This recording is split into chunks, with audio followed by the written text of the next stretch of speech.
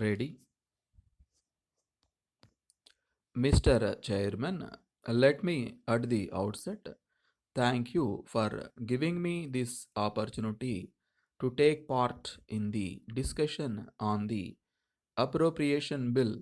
I am not going to bore the honorable members with a long speech. I shall confine myself to some important points that I had not been able to refer to during my speech on the general discussion on the budget. Because of lack of time, I wonder whether it will be possible for me to cover all the points even now. Anyway, I shall make an attempt to bring one or two points to the notice of the government.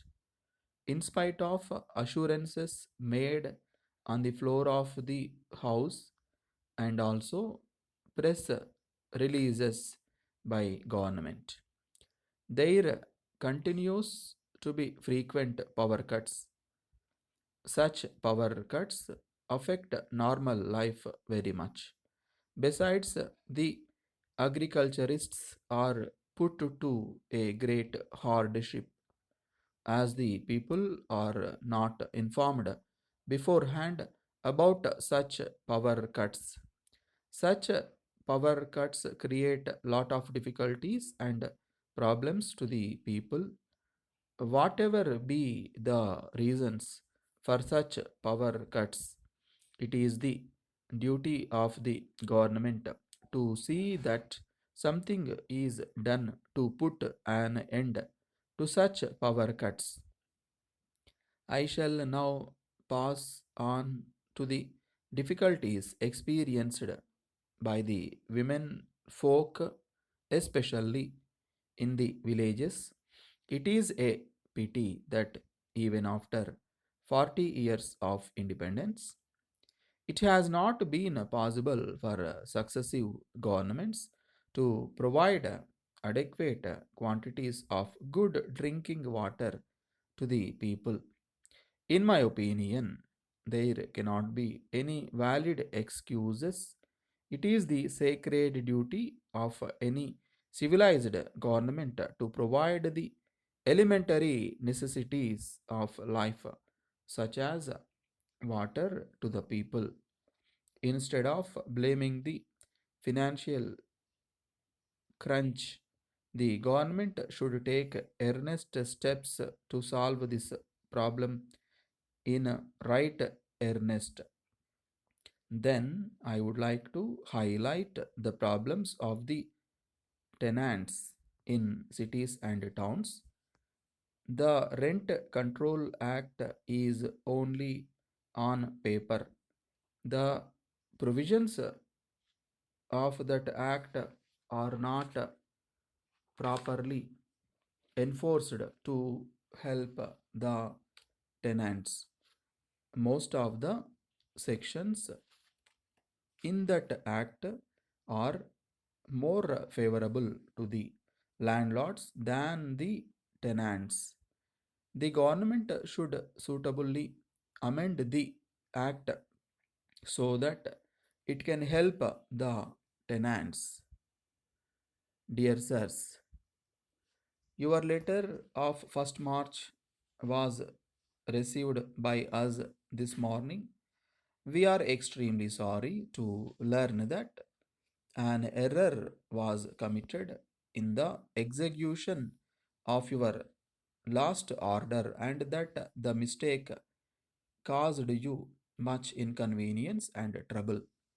We immediately gave instructions for the re execution of your order, and this is being done under the supervision of our manager.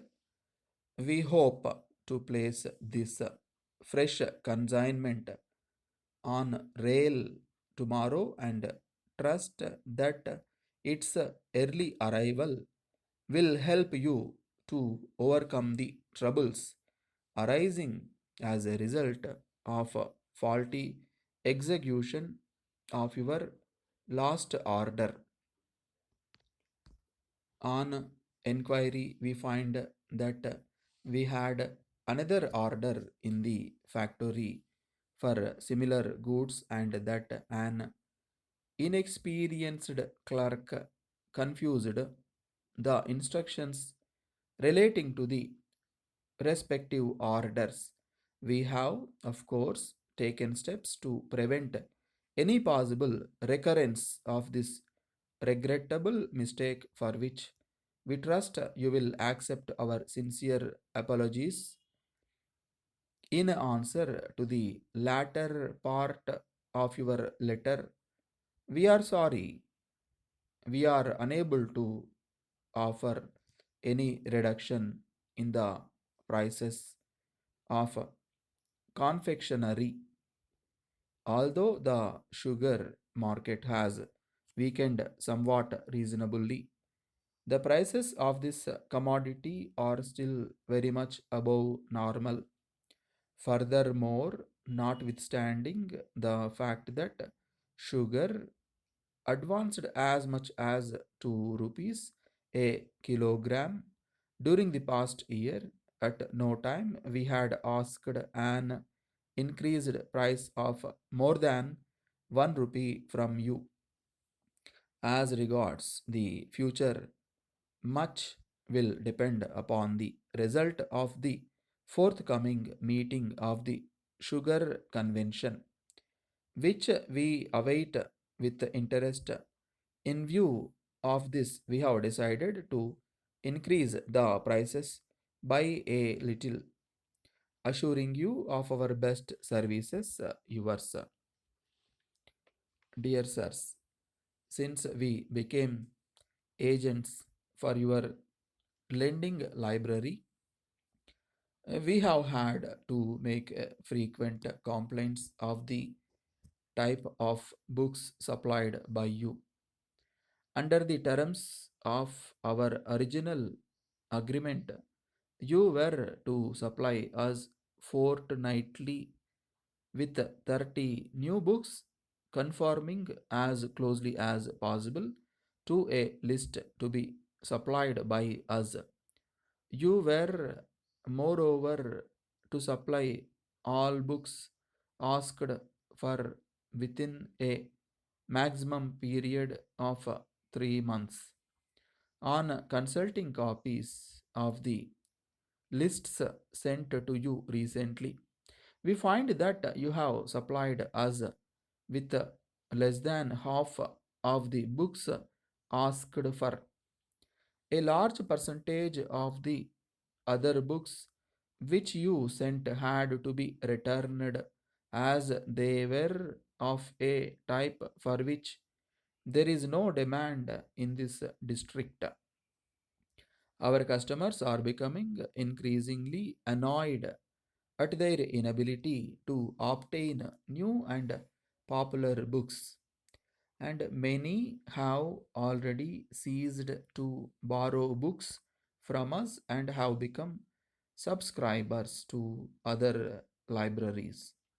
We are unable to make any adequate reply to their complaints, as relying on your assurance we advertised our library service as providing an exceptional opportunity of obtaining the latest books in return for a moderate annual subscription. This dissatisfaction with our library service is affecting the good name of our business, and we find that in consequence we are beginning to lose customers.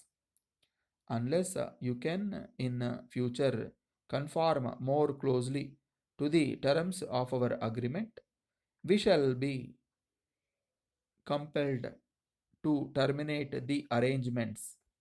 Kindly supply us at once with all the books that were ordered by us, awaiting to receive all pending books at an early date.